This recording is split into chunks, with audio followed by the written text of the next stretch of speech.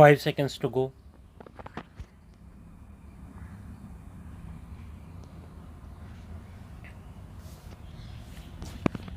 Start.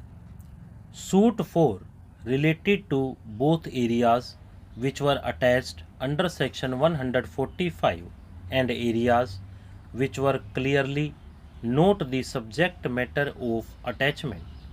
Consequently, the declaration which was sought in the suit was not merely in respect of the land which fell within the purview of the order of attachment. Relief was sought in terms of a declaration of the property described by the letter ABCD as a public mosque covering both the inner and outer courtyards and the graveyard marked by the letter EFGH and possession of the area of the mosque depicted as ABCD.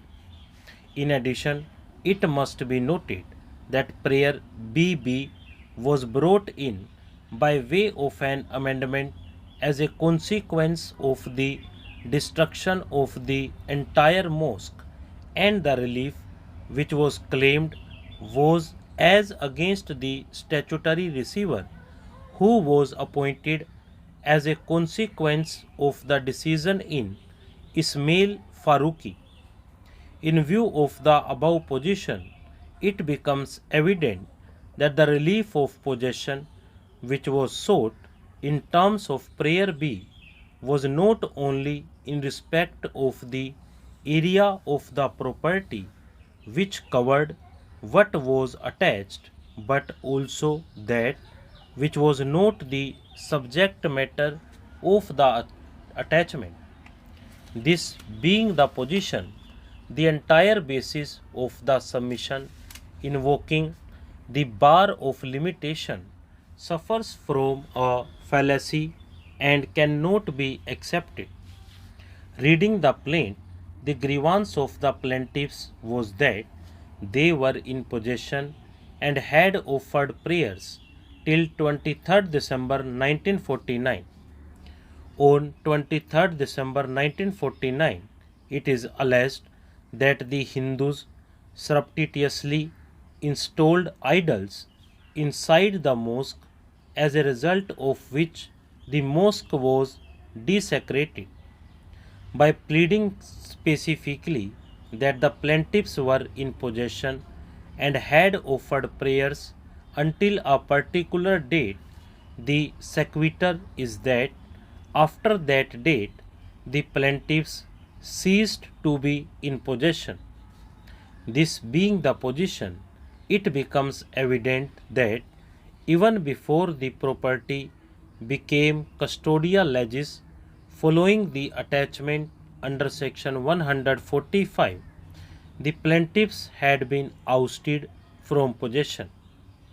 It was in this background that in prayer A, the plaintiffs sought a declaration in regard to the character of the mosque as a public mosque, and in prayer B sought possession in case it is necessary. Formulating a prayer for relief in such terms is not unknown to the law of pleadings. Such was the case, for instance, in C. Natarajan versus Ashim Bai, where the reliefs were formulated in the following terms.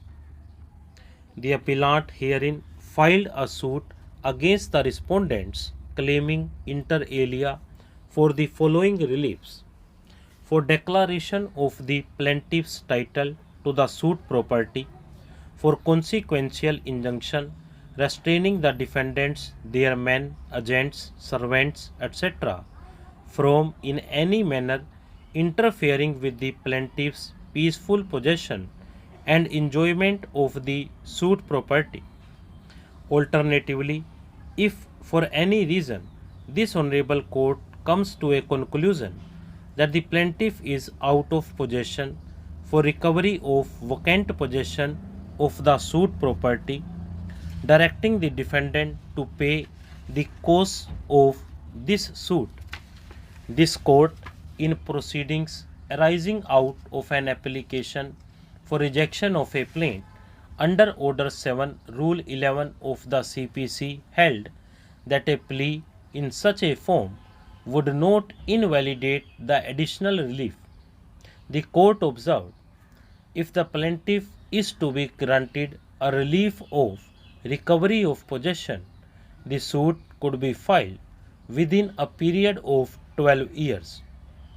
It is one thing to say that whether such a relief can be granted or not after the evidence is led by the parties, but it is another thing to say that the plaint is to be rejected on the ground that the same is barred by any law. Stop.